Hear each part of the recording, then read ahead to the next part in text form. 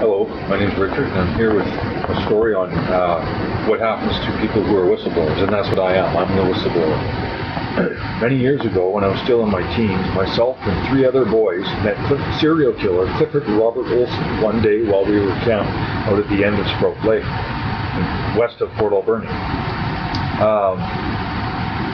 We met Clifford, and there was 2 men traveling together. And they had a boy with them, which was later I realized, found out was one of their victims. These 2 men were serial killers, of course. One of them was caught and went to jail for it. His name was Clifford Robert Olson, and the other one was John Robin Sharp. Now, I didn't bring this to the attention of the authorities until the latter part of the 90s, and that's when I started to get gang stalk, the starting of my gang stalk. Now, this is going to happen to you if you're the whistleblower too, so you should listen to my story.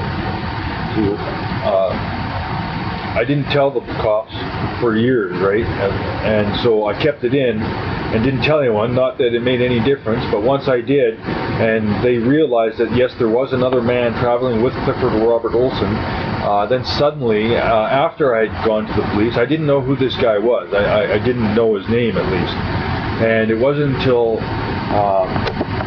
I brought it to the attention of the police, told them my story about how I met Clifford and this other guy that were traveling around, or that we met at the end of Sprout Lake. And so basically, the cops came and persecuted me because of it, because I'm the whistleblower. You see, the elites who run this country are devil worshippers, and when they give the order to go gang stalk someone, then that's what's done.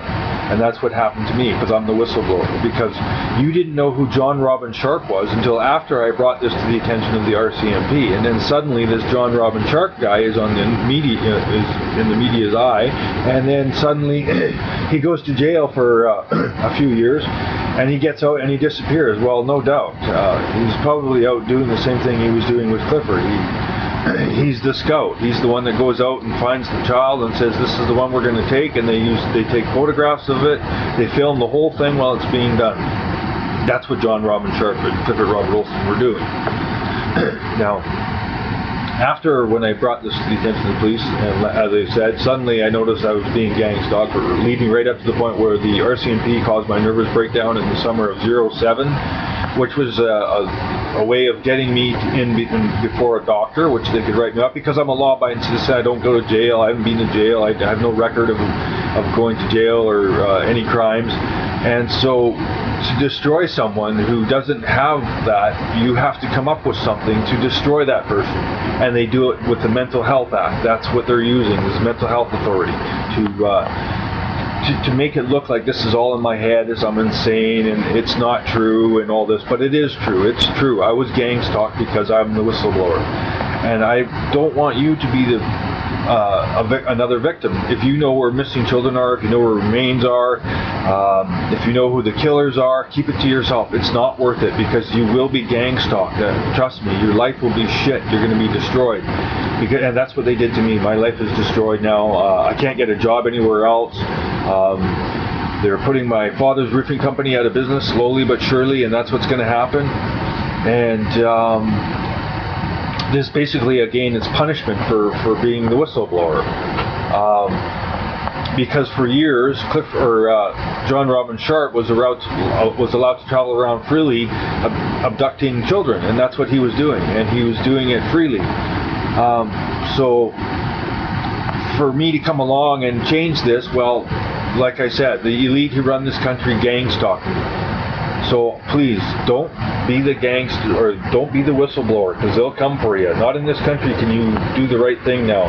And this is why I have warning to anyone when children go missing: keep your mouth shut, because they will destroy your life. It doesn't matter. You might think you're going to be the hero, but you're not. You're not going to be the hero. You're going to be the victim. You're going to be a victim of gang stalking, and it will happen to you. So please, don't be the whistleblower, because they'll get you.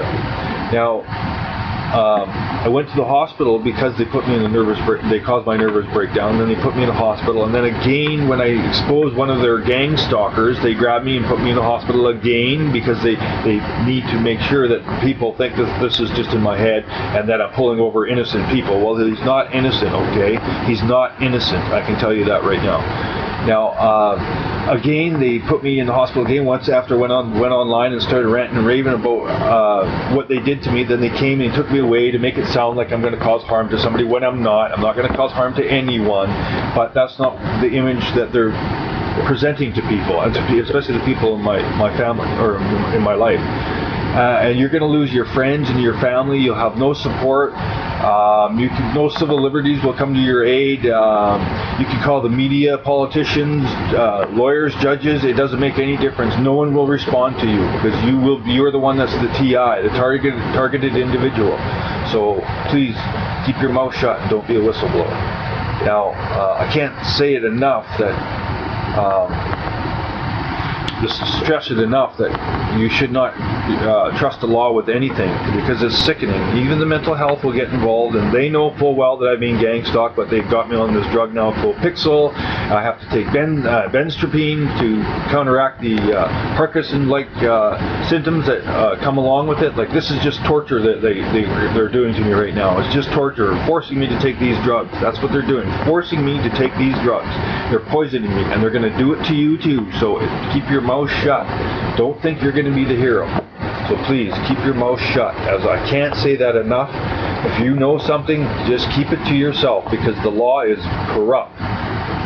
So thank you for now. Remember, as I said, don't be the whistleblower. Do not be the whistleblower, or you will be gang stalked and you will lose everything in your life, such as I'm losing. Slowly but surely, I'm losing everything in my life, and that's what's going to happen to you.